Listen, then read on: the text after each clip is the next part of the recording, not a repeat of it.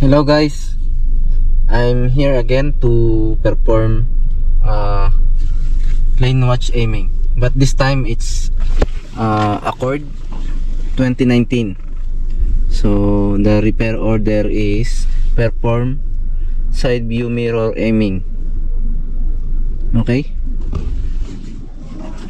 so this is actually the lane watch aiming, because as you can see, I'm going to press the switch here, this lane watch switch. Okay, let's press. So as you can see, aiming is not complete. It is written on the audio screen that aiming is not complete, but there are some things to do before performing aiming, lane watch aiming.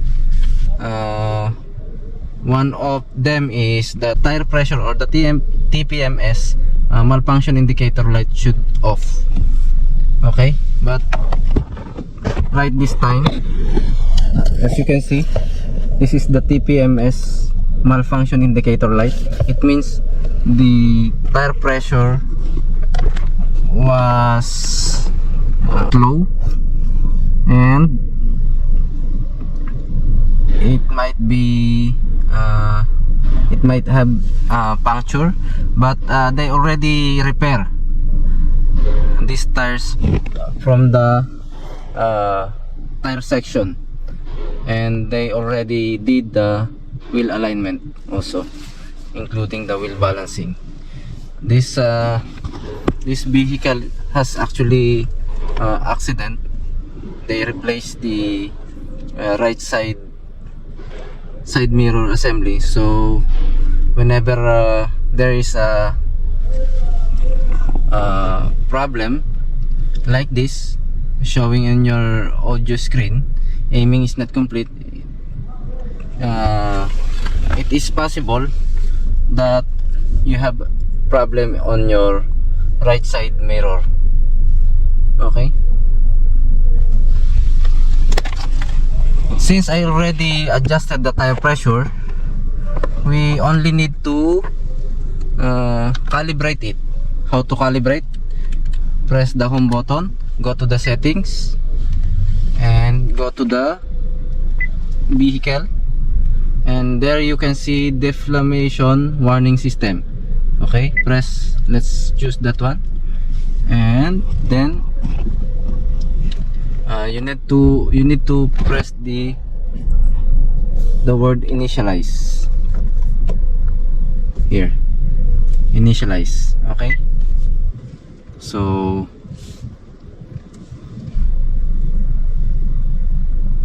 after that, the TPMS malfunction indicator will goes off. Okay, the malfunction indicator light for TPMS now is gone. About this one, it means he need to do the preventive maintenance service,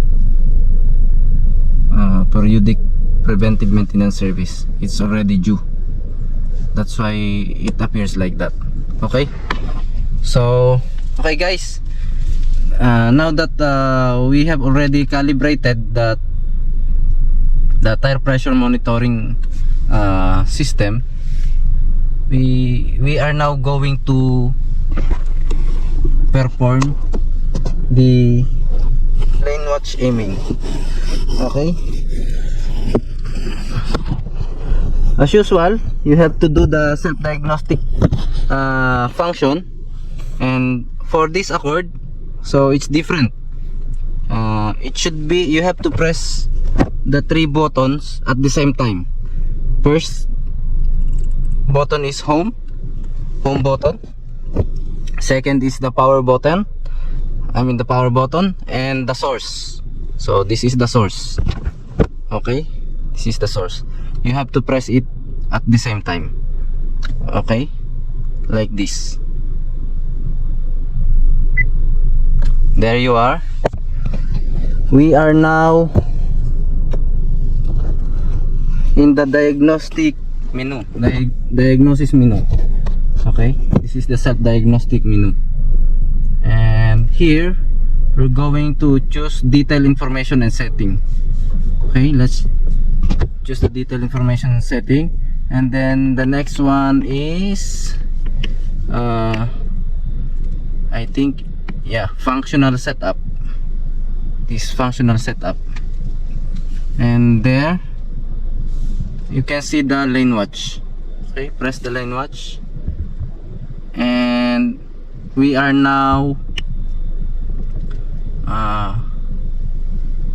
here in the connection. Okay, error status okay, lane watch switch is blank, beacon is okay. It means the lane watch system has no problem. It's only needed, the only needed here is aiming. So lane watch switch and aiming, these two are blank. So let's go, let's set up the lane watch panel. Let's set up the lane watch panel. Okay, let's go guys. Before pressing we have to set up the lane watch panel or the board before pressing this aiming start. Okay, let's go. Yeah.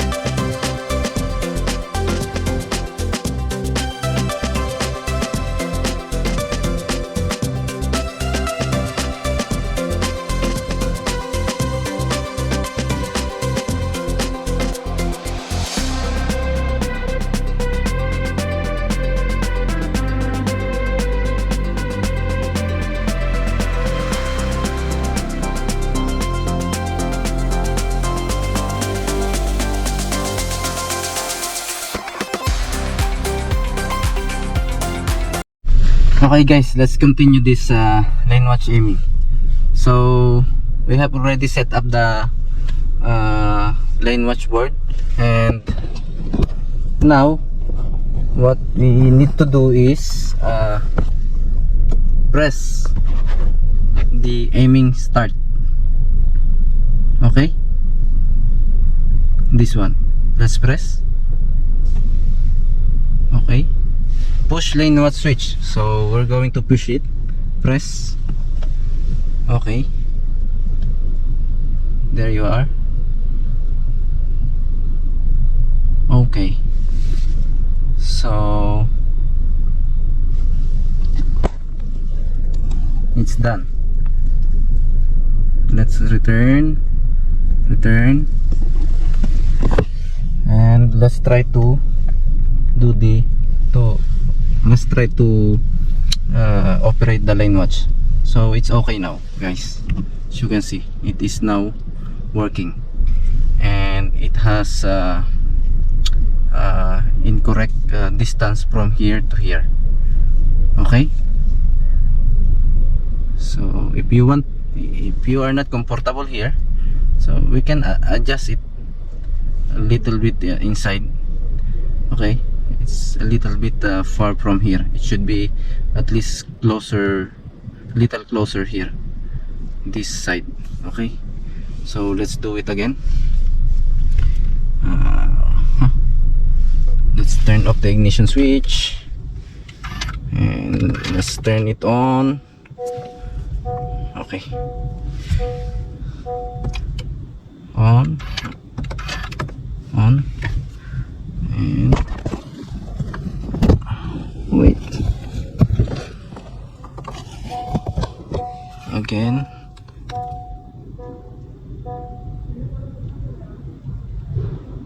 Oh, sorry, it should be this source.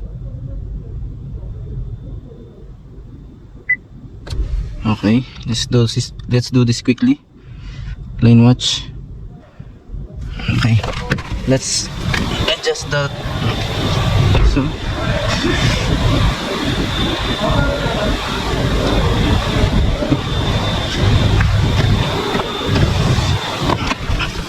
and then again, push.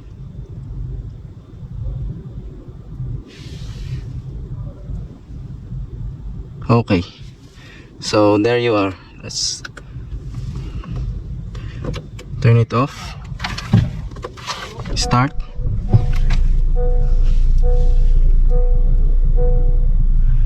And then operate the lane watch switch again. Now there you are. This is the exact distance. Should be, this is the correct distance from here to here. Okay, so we're okay now. It's finished.